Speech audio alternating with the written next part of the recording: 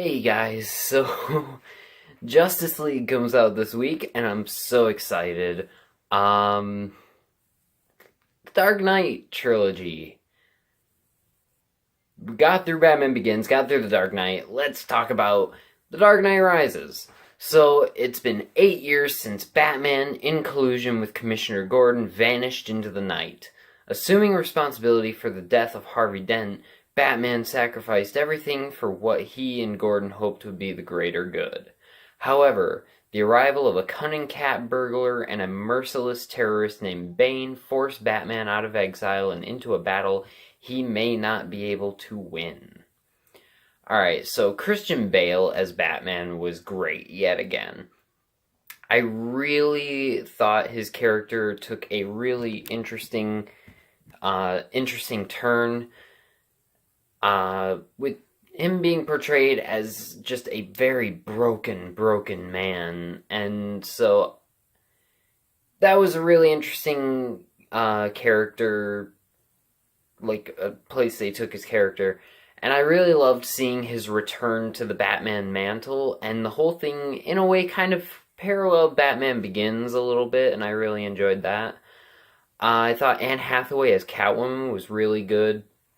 I thought she gave a really good performance, and I thought she was just a really great addition to the franchise. I really loved her relationship with Bruce and Batman, and their banter and screen time together was just really well done. I really liked them together.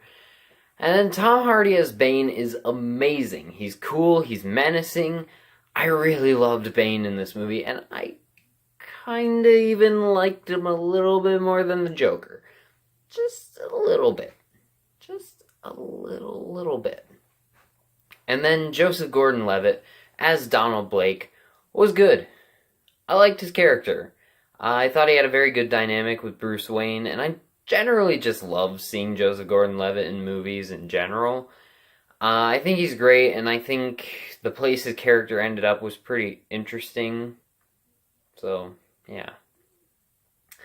I think this movie is the weakest of the Dark Knight trilogy, but I also think it's underrated. Like, I definitely agree that this is not as great as Batman Begins or The Dark Knight, but I also think a lot of people crap on it more than it deserves. It's still a great movie. One of the things I love the most about this movie is the pacing, because there's a big chunk of this movie where Bruce isn't Batman. So when he becomes Batman again, it's been 4 years since The Dark Knight came out, when this came out in theaters. I didn't end up seeing it till it came out on DVD, so I didn't actually see it until about, probably the end of 2012, early 2013. So it was even longer for me, because I saw The Dark Knight when that came out on DVD as well. But either way, there was a 4-year gap there between the two movies. And then there's a big chunk of the movie, I'd say at least a good, half hour at least, where he's just not Batman. So when he finally does suit up again, it's really cool and very well deserved, and I really loved it. I also loved seeing Gotham fall. It felt like almost kind of apocalyptic, and it was really bleak and depressing, but in an entertaining way. And it was a really interesting direction to go with the movie. I loved seeing how the consequences of the ending of The Dark Knight impacted this movie, with things about Harvey Dent's fate kind of being covered up, and it's just really freaking cool. And I really loved the part with Bruce in the pit, the little prison, the pit. I thought that was really cool. I really loved seeing how that kind of developed his character more, and again, paralleling Batman Begins, showing him finding that inner strength again, and really becoming the Batman.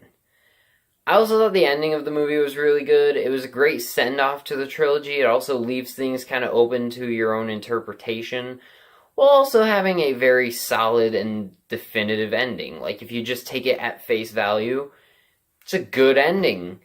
But if you want to like read into it a little bit more, there are definitely threads that you can look into that make it able to be interpreted in multiple ways, but also just if you're looking at it at face value, it's just a good ending. I think this is a great film. It has more flaws and plot holes than the previous two films. None that are really too glaring or worth even really talking about, but there are still some there, and I didn't really find this movie to move as quickly as the first two movies, because the first two movies are very quick. Like, they're very long movies, but they're also kind of quick. They feel very quick. This movie takes its time, and it feels a bit longer, but at the same time, that's not really a complaint. It's just something I noticed. I really love this movie, and it definitely gets an A+. Thank you guys for watching this video. Let me know in the comments what you think of The Dark Knight Rises if you have seen it, and I'll talk to you guys in the next video. Bye.